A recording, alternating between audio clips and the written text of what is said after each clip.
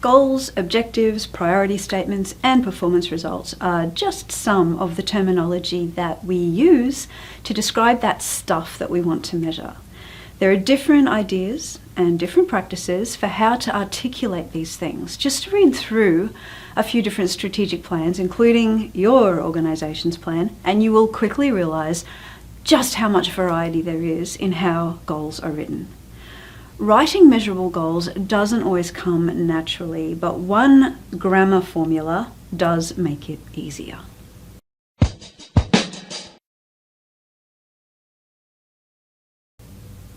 Now I'm going to offer you the simplest possible way to articulate your goals so you can find a meaningful way to measure them. But let's start by going over some of the common goal grammar that isn't meaningfully measurable. The first one is when your goal grammar has the form of activity timeframe, or sometimes it's just activity. Examples of the activity timeframe grammar are these. Build a CRM system before December next year. Build a CRM system is the activity, and before December next year is the timeframe. Another goal with this same grammar. Train all operational staff in safe working practices by the end of June. Now, train all operational staff in safe working practices, that's the activity. By the end of June, that is the time frame. Or this one, which is just an activity. Streamline delivery processes. Now, goals that are written with the activity timeframe grammar, they're really not goals at all. Goals need to describe the impact or outcome or result that we want to change. Actions are the things we do in order to achieve the goal or make the change become a reality. Now, if your goals have this activity timeframe grammar, then rewrite your goals as results. Keep the activities, but position them as the how that will achieve the goal. The second common goal grammar is of that form verb, subject, target, timeframe. Now these goals look something like this. Improve the loyalty of key customers by 10% before December next year. Improve is the verb, loyalty of key customers is the subject, 10% is the target, and before December next year, that is the time frame. Here's another one. Reduce the safety risk by 50% by the end of June. Now, reduce is the verb, safety risk is the subject, and 50% is the target. By the end of June, of course, is the time frame.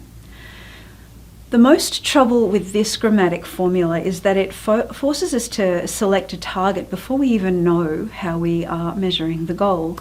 Everyone gets too distracted by how to measure the target and they forget what the goal really is supposed to be about. Now, if your goals have the verb, subject, target, timeframe grammar, then let go of the targets until you have the measures for the goal. Goal grammar really doesn't need targets. When you have a measurable goal, you'll add a measure and a target to it later. The third common goal grammar is the form verb, subject, action, a bit like these. Increase customer loyalty through a CRM. Now, increase is the verb, customer loyalty is the subject, and through a CRM is the action. And here's another one. Reduce safety risk by training all operational staff. Now, reduce is the verb, safety risk is the subject, and training all operational staff, that's the action. Now, do you see the pattern? The confusion with this method, which is often recommended by followers of the SMART method, is that people end up measuring the action and not the result. For example, they'll be tempted to measure the implementation of the CRM rather than the amount of customer loyalty that it is supposed to achieve. Now, if your goals have the verb, subject, action grammatical form, then separate the goals from their actions in the same way that we separate measures and their targets. Each of these elements is important to single out and not get them mixed up. The fourth and final common goal grammar is the form verb subject, like this one. Increase customer loyalty. Increase is the verb and customer loyalty is the subject. Enhance safety. Enhance is the verb and safety is the subject. Now you probably recall that the activity timeframe goals above also start with verbs like build and train and streamline, but those are doing verbs or action verbs. The verbs here are different and what we call changing verbs or improving verbs, like increase, enhance, reduce, minimize, elevate, amplify, or optimize. Now when they're trying to measure goals with changing or improving verbs, people will often ask, so how do you measure the increase? Or how do you measure enhance? Or how do you measure accelerate? And they're focusing on the wrong part of the goal. Now, to fix the grammar of your goals so they are more meaningfully measurable, I have a different kind of goal grammar to use. My preference to writing goals that are results-oriented and that are meaningfully measurable is to simply articulate the performance result we want as though it's already happened, it's already a fact, a future fact if you like. The performance result implied by the goal is the bit that we're really trying to measure anyway, and words that describe that is all we need to write measurable goals. When we have these measurable goals, it's easier to choose the right measure. When we have the right measure, it's easier to choose targets and timeframes. And when we have targets and timeframes, it's easier to decide on the how-to actions.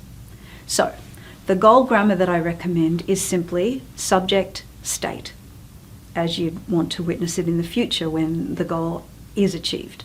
And it goes like this. Customers are loyal. Customers are the subject and loyal is the state. People are safe at work. Now, people is the subject and safe at work is the state.